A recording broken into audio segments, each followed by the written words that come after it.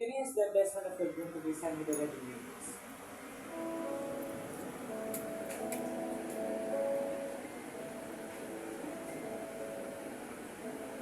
Now, before we proceed, of course, to the tradition of the exchange of rings and to the giving of vows and promises for one another, first, Danilo, Judy, listen carefully to what I'm saying. Makinig kayong mabuting dalawa sa lahat ng mga susunod na sasabihin. Now, Danilo and Judy, the veil represents that you're now glued together as one by Christ. And that is the symbolic of the veil. And the heart represents that you're now bind together as one. Remember that there is no more human ties tender than this. And that's why we call marriage. The most important part of your marriage is you must first put Christ in the center of your relationship as you cope your everyday lives together as husband and wife. Tandaan yung wala nang masihigit pa sa pagsasama ng isang mag-asawa. Ngayon, katulad ninyong dalawa, Danilo and Judy, hindi yung paglalagay ng dalawa sa Diyos sa pagitan ninyo habang haharapin nyo na ito na bilang ganap na mag-asawa sa mata ng ating Diyos. Did you both understand? Second, you must be very loyal to one another at all times. Well, Danilo, Judy, hindi rin ibig sabihin ngayong bilang ganap na mag-asawa na kayo sa kabila nitong lahat. Mga mahulugan itong magiging magkasama na rin kayong dalawa sa lahat ng oras ng buhay. Well, tandaan ninyo, sa isang mag-asawa, sadya talagang nagkakaroon minsan ng panahon, nagiging magkalayo din sila. So, meron ding mga oras, araw, na darating din para sa inyong dalawa. Danilo, pag nangyari na, dumating na yung mga panahon na yun na tinutukoy kung wala ang misis mo sa tabi mo. Danilo, tandaan mo lang lahat ng pangako para kay Judy. And Judy, of course, you must hold on to your commitment for him. Hindi yung mga panahon dapat mong panghawakan lahat ng pananagutan ng kay Danilo. Isang kayo ng bubuin ng pamilya. Bilang yan ng isa. Lastly, you must be very open for one another. Because communication is one of the most important factors in marriage. Yung maging bukas ng kayong dalawa sa lahat ng kailangan niyo sabihin at magiging problema na para sa bawat isa. Dahil tandaan niyo ngayon, hindi lang kayo ganap na mag-asawa sa mata ng ating batas, kundi rin siya, pati na rin sa mata ng ating Diyos. Danilo, call your microphone. Danilo, sir? Just yes or no, naniniwala ka pag forever para sa everything mo. Alright, parang nagdalawang isip lang po saglit. But he said yes. Sabi niyo po yes po. Palapakan naman po natin ang ating Diyos. How about the bride? Judy, do you also believe that forever exists for you? Of course, she said yes. Palapakan din po natin ating napakaganda. And I do believe in the both of you. Naniniwala ako sa inyong dalawa. And you both agree that forever's do really exist. That I think your main reason why. Sa tulad ng ibang couple na meron tayo ngayon sa kasalukuyan. They have one another right now. Ganon din kasi kayong dalawa. Danilo and Judy, na meron kayo ng bawat isa sa mga saglit ng buhay ninyo. That's why you really believe na meron talagang forever na nag-e-exist para sa inyong dalawa. Because that's why they say. Yan din ang sabi nila. Yung ibang couple, na kahit ano pa daw klaseng problema ang umabot at dumating sa atin, basta ang pakin natin sa buhay ay yung halimbawa ninyong dalawa. Yung nasa tabi natin sila, kasama natin sila. Well, siguro nga, araw-araw, na maniniwala talaga tayo ng forever para sa atin. Because we believe forever exists, that is because of love o yung pag-ibig. Pero believe me, na minsan dahil sa pag-ibig, na meron din siyang ibang taong minsan na nasaktan o naiwan. Napangakuan ng minahal nila pag di natupad. Minsan ayaw na nga nila magmahal ulit. Takot na silang maniwala may forever pag darating para sa kanila. So, we call them the bitter ones doesn't believe forever exists. But you know what? Danilo and Judy, in our life's reality, sa realidad ng buhay, yung forever na yun, hindi naman talaga lugar yun. Wala pang couple na nakakapuna doon. Dahil salita lamang yun.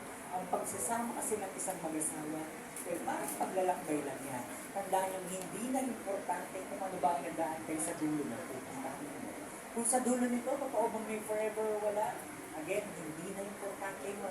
Kasi Danilo, Julie, ang pinakamahalaga sa lahat, yung pagkasama ninyong nilakbay, yung daan ninyong dalawa. Bumagal mo ito, bumilis mo ng takbo nito. Basta tandaan nyo, sabay lang kayo papunta doon sa inyong pakilan.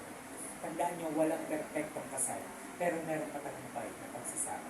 Ganun din lahat ng relasyon, walang perfectong relasyon.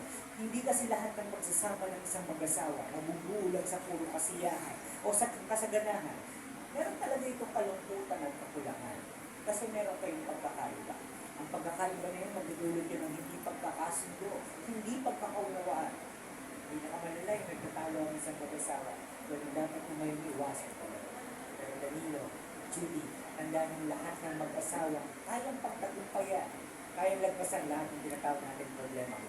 Well, sila yung matatawag na nagmamahalan ng totoo. Dahil ang susi sa matagumpay at matatag na relasyon ng isang mag-asawa, yung matalik ng pagkakaibigan. Can we ask again before the sponsor to please remove the board, followed by the very sponsors, please.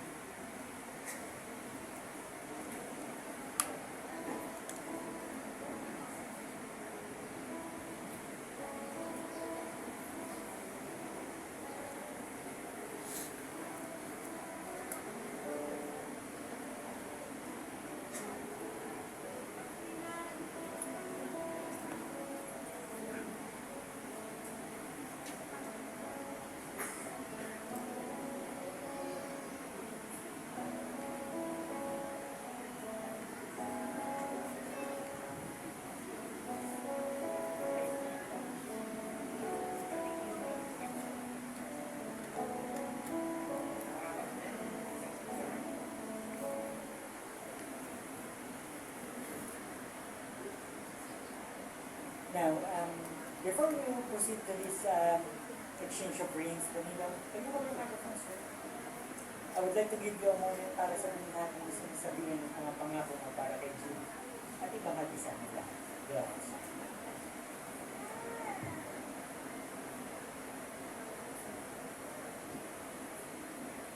My today as I stand here in front of God, our families and everyone who has witnessed our journey, I make these promises with a full and grateful heart. Sa araw na to, pinapangako ko na ikaw lang ang ibigin ko, tapat, buo at walang alinlangan.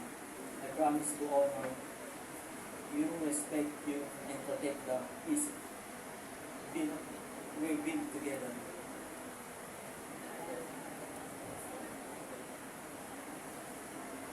Kapag dumating ang araw na madali, I will celebrate with you. Kapag dumating ang araw na mabigat, I will hold your hand and carry it with you. Kapag nawala ang lakas mo, I will be your strength. Kapag napagod ka, I will be your rest. My love, you are God's greatest gift to me and for the rest of my life. Ipapakita ko sa iyo na dapat akong maging asawa mo.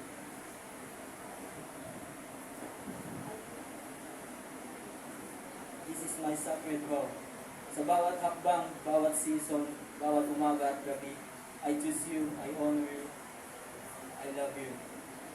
Today, tomorrow, all the days God allows me to walk this life with you. And everyone, palapakan naman po natin ang ating view na today. Sir, please hold your microphone and please say after me. Habang binibigay mo yung singkate mo, ulit mo lang yung sasabihin ko.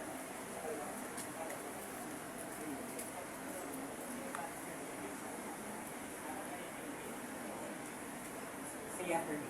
Judy, Judy, wear this ring wear this ring as the sign of my love as the sign of my love and fidelity to you and fidelity to you forever and ever. forever and ever. Everyone, palapakan ulit natin. Super. Please hold your microphone, Judy. And this is the day Judy to say your vows and promises for me. And to share with you. Mahal, if there's one thing life taught me, it's that love doesn't always arrive with fireworks. Sometimes it arrives quietly slow, steady, and sure. Ganun ka dumating sa buhay ko. Hindi maingay pero tantan ko agad na ikaw ang tama. Today, I want to tell you the truth, the kind of truth na hindi ko lalo nasasabi out loud. You make me feel safe, you make me feel seen, and you make me feel loved in ways I never knew I needed.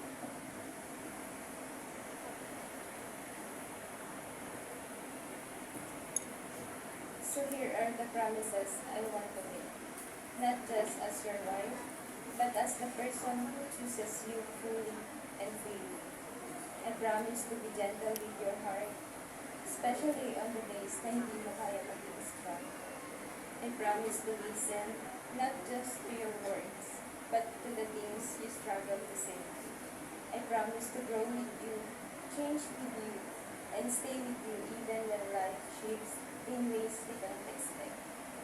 I promise to love you with honesty, with patience, and with the quiet kind of loyalty you can rely on every single day. At higit sa lahat, I promise that no matter how the world spins, ako at ikaw, we will always find our way back to each other. Today, I give you my heart without hesitation, without fear, just love. Pure and simple. I love you. And everyone, can we give her beautiful bride a big round of applause? And now, before this wedding ring, please say after me. On his left, I'll mention his name first, Danilo. Danilo, Wear this ring wear this ring as the symbol as the symbol of my endless love of my endless love and commitment to you and commitment to you forever and ever. forever and ever. Go ahead, ma'am. Once again, everyone, palakpakan po ulit natin ang ating Now, can I ask the candle bearers to please come forward to light the candles, please?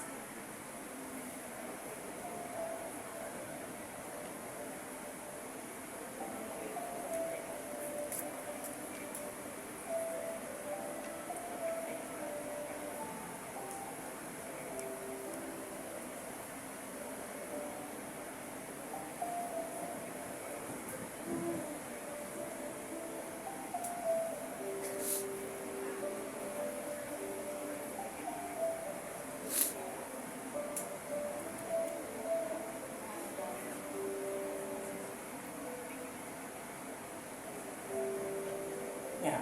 I would like to request the parents of the groom to please stand. Mommy and Daddy, tayo po kayo. Tayo po kayo dyan. Sa gilid po.